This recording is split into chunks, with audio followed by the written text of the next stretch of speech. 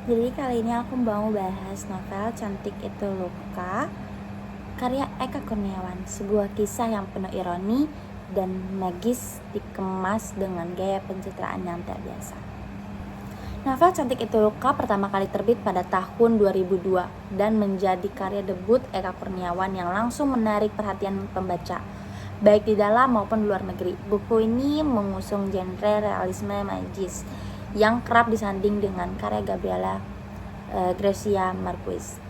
Jadi aku bakal ceritain setengah dari novel ini. Cantik Itu Luka karya Eka Kurniawan. Sore hari di akhir pekan bulan Maret, Dewi Ayu bangkit dari kuburan setelah 21 tahun kematian. Seorang bocah gembala dibuat terbangun dari tidur siang di bawah pohon Kamboja, kencing di celana pendeknya sebelum melolong. Dan keempat dombanya lari di antara batu dan kayu nisan tanpa arah bagaikan seekor macan dilemparkan ke tengah mereka.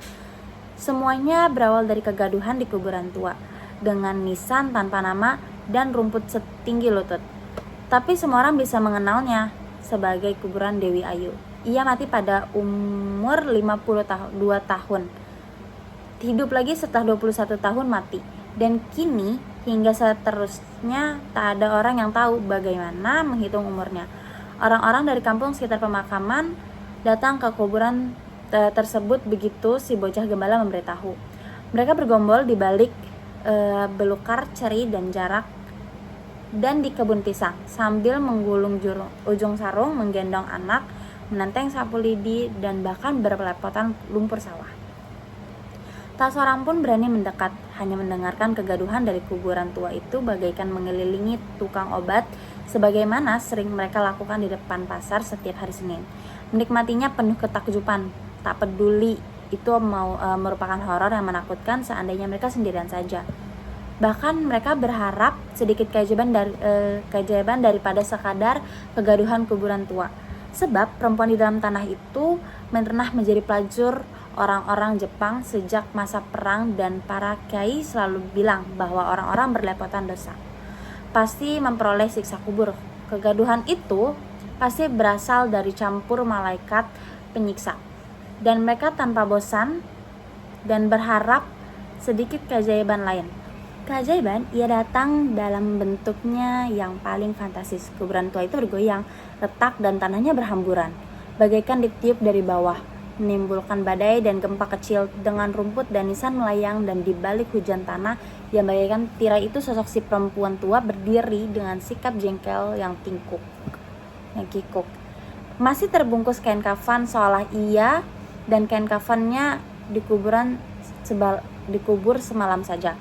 Orang-orang histeris dalam teriakan serempak yang menggema oleh dinding-dinding bukit di kejauhan, berlari lebih semeraut dari kawanan domba.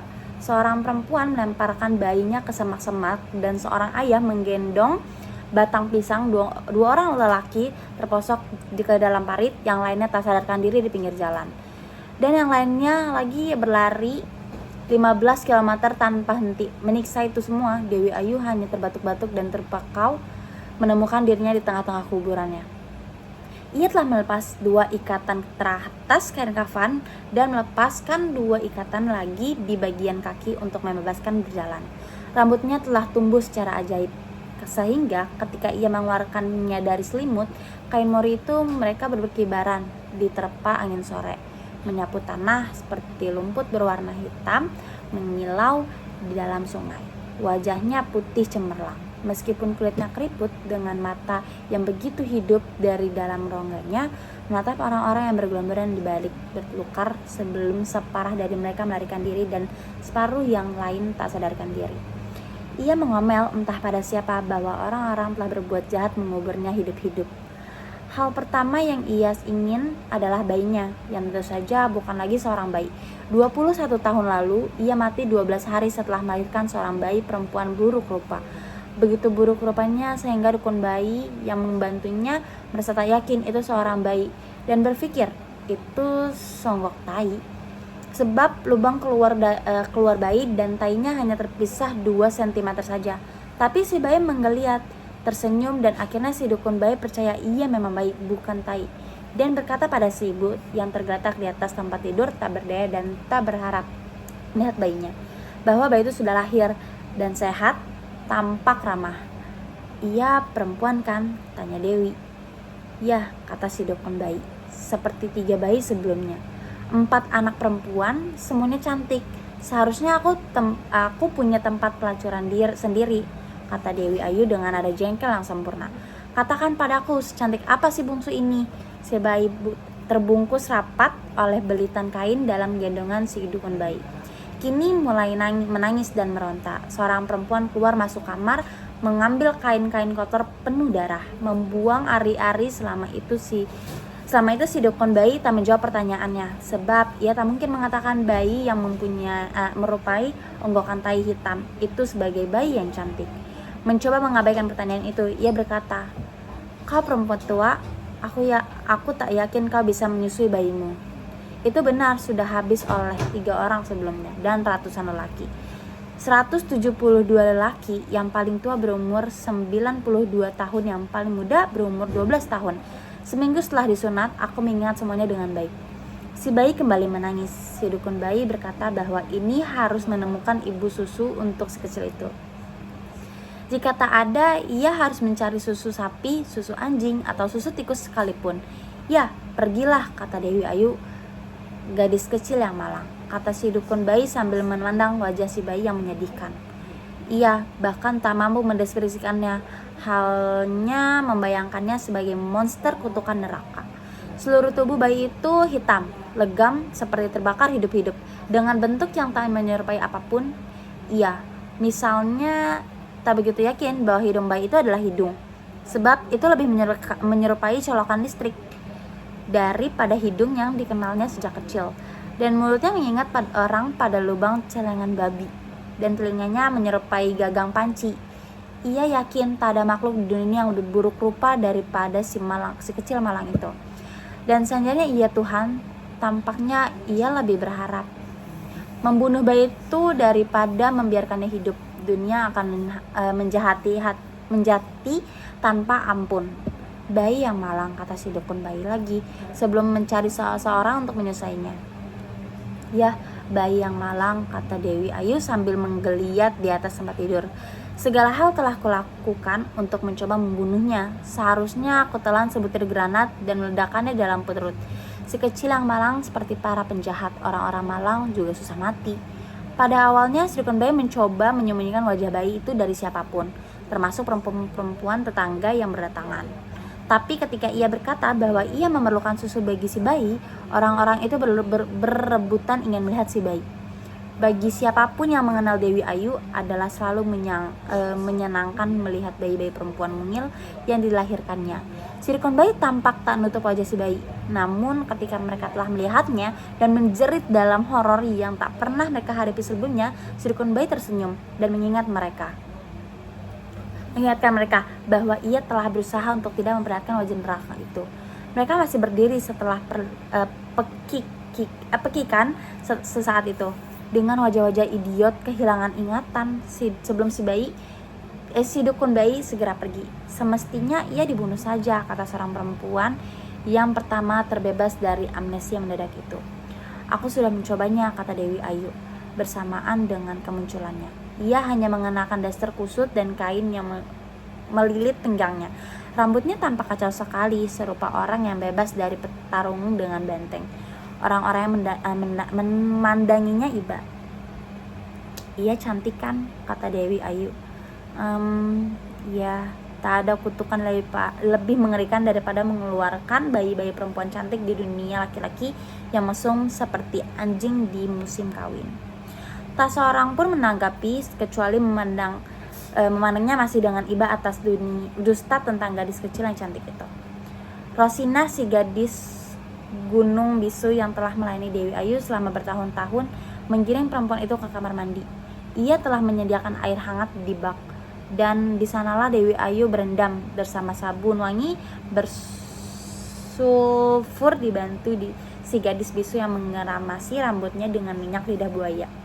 Hanya gadis bisu itulah yang tampaknya tak terguncang oleh apapun, meskipun bisa dipastikan ia telah mengetahui tentang gadis kecil buruk rupa tersebut. Sebab hanya Rosina yang menemani si dukun kecil selama ia bekerja. Ia mengusap punggung majikannya dengan batu gosok, menyelimutinya dengan handuk, membereskan kamar mandi sementara Dewi Ayu melangkah keluar. Seseorang mencoba menghidupkan kemurung itu dan berkata pada Dewi Ayu, "Kau harus memberinya nama yang baik." "Ya," kata Dewi Ayu, "namanya Cantik." Oh, orang-orang itu menjerit pendek, mencoba menolak dengan cara yang memalukan. "Atau Luka, demi Tuhan, jangan nama itu. Kalau begitu namanya Cantik." Mereka memandang tak berdaya sebab Dewi Ayu telah melangkah masuk ke dalam kamarnya untuk berpakaian, kecuali memandang satu sama lain dengan sedih membayangkan seorang gadis dengan colokan listrik di wajah yang sehitam jelaga kelak dipanggil orang dengan nama Cantik. Sebuah skandal memalukan. Bagaimanapun adalah benar bahwa Dewi Ayu telah mencoba membunuhnya. Ketika tahu bahwa ia bunting, tak peduli setengah abad ia telah hidup, pengalaman telah mengajarinya bahwa ia bunting lagi. Sebagaimana anak-anaknya yang lain, ia tak tahu siapa ayahnya, namun berbeda dengan yang lain. Ia sama sekali tak mengharapkannya hidup. Maka ia menelan 5 butir paracetamol yang ia peroleh dari seorang menteri. Diminum dengan setengah liter soda, cukup untuk nyaris membuatnya mati, tapi tidak bayi itu. Ternyata ia memikirkan cara lain, memanggil si dukun bayi yang kelak mengeluarkan anak itu dari rahimnya. Memintanya membunuh bayi itu dengan memasukkan tongkat kayu kecil ke dalam perut. Ia mengalami pendarahan selama 2 hari 2 malam. Kayu kecilnya keluar telah berkeping-keping, tapi si bayi terus tumbuh. Ia melakukan 6 cara lain untuk menaklukkan bayi itu. Semuanya sia-sia. Sebelum ia putus asa dan mengeluh, ia petarung sejati. Ia ingin memenangkan pertarungan yang tak pernah dimenangkan ibunya. Maka ia membiarkan perutnya semakin besar, menjalankan ritual selama pada umur 7 bulan. Meskipun ia menolak untuk melihat bayinya, ia telah melahirkan 3 anak perempuan lain sebelumnya. Semua cantik seperti bayi-bayi kembar yang terlambat dilahirkan satu sama lain. Ia telah bosan dengan bayi-bayi semacam itu yang menurutnya semacam boneka-boneka manekin di etalase toko. Jadi ia tak ingin melihat si bungsu itu. Sebab ia yakin ia tak berbeda dari ketiga kakaknya. Ia salah satu, tentu saja. Dan ia belum tahu betapa buruk rupanya si bungsu. Bahkan ketika perempuan-perempuan tetangga diam-diam berbisik mengatakan bayi tersebut seperti hasil persilangan ngawur antara lutung, kodok, dan biawak, ia tak menganggap mereka tengah membicarakan bayinya. Juga ketika mereka bercerita bahwa tadi malam ajak-ajak melolong di hutan dan burung-burung hantu berdatangan, ia sama sekali tak menganggapnya sebagai firasat buruk. Setelah berpakaian, ia kembali berbaring dan segera menyadari betapa melelahkannya semua itu. Melahirkan 4 bayi dan hidup lebih dari setengah abad. Dan kemudian ia sampai pada kesadaran spiritual yang menyedihkan, bahwa jika bayinya tak mau mati, kenapa bukan ibunya yang harus mati? Dengan begitu, ia tak perlu melihatnya tumbuh menjadi seorang gadis. Ia bangkit dan berjalan sempoyongan, berdiri di pintu menatap perempuan-perempuan tetangga yang masih bergelomboran mendesas-desus kan bayinya. Rosinah muncul dari kamar mandi, berdiri di samping Dewi Ayu. Sebab itu ia tahu bahwa majikannya akan mengatakan sesuatu yang harus ia lakukan. "Berikan aku kain kafan," kata Dewi Ayu. "Telah kuberikan 4 anak perempuan bagi dunia yang terkutuk ini. Saatnya telah tiba, keranda kematianku lewat." Perempuan-perempuan itu menjerit dan memandang Dewi Ayu dengan wajah idiot mereka. Melahirkan seorang bayi buruk rupa adalah kebiadaban, dan meninggalkannya begitu saja jauh lebih biadab. Tapi mereka tak mengatakannya, hanya membujuk untuk tak berharap mati secara konyol. Mereka bercerita tentang orang-orang yang hidup lebih dari 100 tahun, dan Dewi Ayu masihlah terlampau muda untuk mati. "Jika aku hidup sampai 100 tahun, katanya dengan ketenangan intensional, maka aku akan melahirkan 8 bayi. Itu terlampau banyak." Rosina pergi dan membelikannya selembar kain mori putih bersih yang segera dikenakannya. Meskipun itu tak cukup untuk segera membuatnya mati, maka sementara si dukun bayi berkelilingi kampung mencari perempuan bersusu. Dewi Ayu berbaring, dia tenang di atas tempat tidurnya, berselimut kain kafan, menanti dengan kesabaran ganjil malaikat pencabut nyawa datang menjemputnya. Ketika masa air cucian beras sudah lewat dan Rosinah memberi bayi itu susu sapi yang dijual di toko dengan nama susu beruang, Dewi Ayu masih berbaring di atas tempat tidurnya, tak mengizinkan siapapun membawa si bayi bernama Cantik itu ke kamarnya. Namun cerita tentang bayi buruk rupa dan ibunya yang tertidur berselimut kain kafan dengan segera menyebar bagai wabah mematikan, menyeret orang-orang tak hanya dari kampung-kampung sekitar, namun juga dari desa-desa yang terjauh di listrik itu, untuk datang melihat apa yang mereka sebut menyerupai kelahiran seorang nabi, di mana mereka memperbandingkan lolongan ajak sebagai bintang yang dilihat orang Majusi ketika Yesus lahir dan si ibu yang berselimut kain kafan sebagai Maria yang letih perumpamaan yang mengadang-adang. Dengan sikap takut-takut seperti seorang gadis yang membelai anak macan di kebun binatang, mereka berdiri di depan tukang fotokopi keliling bersama si bayi buruk rupa. Setelah mereka melakukannya bersama Dewi Ayu, tetap berbaring dengan ketenangan yang misterius dan sama sekali tak terganggu oleh kegaduhan apapun itu. Beberapa orang dengan penyakit-penyakit parah tak tersembuhkan datang berharap menyentuh bayi itu, yang segera ditolak Rosinah yang khawatir semua benih penyakit mereka akan menyiksa si bayi. Dan sebagai gantinya, ia menyediakan berember-ember air sumur yang telah dipergunakan untuk mandi si Cantik. Beberapa yang lain datang untuk memperoleh petunjuk-tunjuk memperoleh keuntungan bisnis atau sedikit keberhasilan di meja judi. Untuk itu semua, si bisu Rosinah yang mengambil tindakan cepat sebagai pengasuh si bayi telah menyediakan kotak-kotak sumbangan yang segera dipenuhi oleh uang-uang kertas para pengunjung. Gadis itu telah bertindak bijaksana mengantisipasi kemungkinan bahwa Dewi Ayu akhirnya sungguh-sungguh mati untuk memperoleh uang dari kesempatan langka semacam itu, sehingga ia tak perlu mengkhawatirkan susu beruang dan masa depan mereka berdua di rumah itu, sejauh ketiga kakak si Cantik dan sama sekali tak diharapkan akan muncul di sana. Namun, dengan cepat kegaduhan itu harus segera berakhir secepat polisi-polisi datang bersama seorang kiai yang melihat semua itu sebagai bidah. Kiai itu bahkan mulai menggerutu dan menyuruh Dewi Ayu menghentikan tindakan memalukannya itu, serta memaksa ia untuk meninggalkan kain kafan tersebut. "Karena kamu meminta seorang pelacur membuka pakaiannya," kata Dewi Ayu dengan tatapan mengejek, "kau harus punya uang untuk membayarku." Si kiai segera berdoa meminta ampun dan tak pernah datang lagi. Sekali lagi, hanya si gadis Rosinah yang tak terguncang oleh kegilaan Dewi Ayu dalam bentuk apapun, dan tampaknya semakin jelas bahwa hanya gadis itulah yang bisa memahami dengan baik perempuan itu. Jauh sebelum ia mencoba membunuh si bayi di dalam kekandungannya, Dewi Ayu telah berkata bahwa ia merasa bosan punya anak, dan Rosinah tahu jika ia mengatakan itu berarti Dewi Ayu bunting dan segera punya anak. Dan memang begitulah, seandainya Dewi Ayu mengatakan hal itu pada perempuan-perempuan tetangga yang kegemaran berdesas-desusnya mengalahkan kebiasaan anjing-anjing melolong, mereka akan mencibir dalam senyum penuh ejekan dan berkata itu semua omong kosong. "Berhentilah jadi pelacur, maka kau tak akan pernah bunting," kata mereka. "Ini hanya di antara kita, katakan hal itu pada pelacur lain, tapi tidak pada Dewi Ayu." Ya, cerita dibuka dengan adegan mengejutkan. Dewi Ayu, seorang perempuan cantik yang telah meninggal selama 21 tahun, tiba-tiba bangkit dari kuburnya.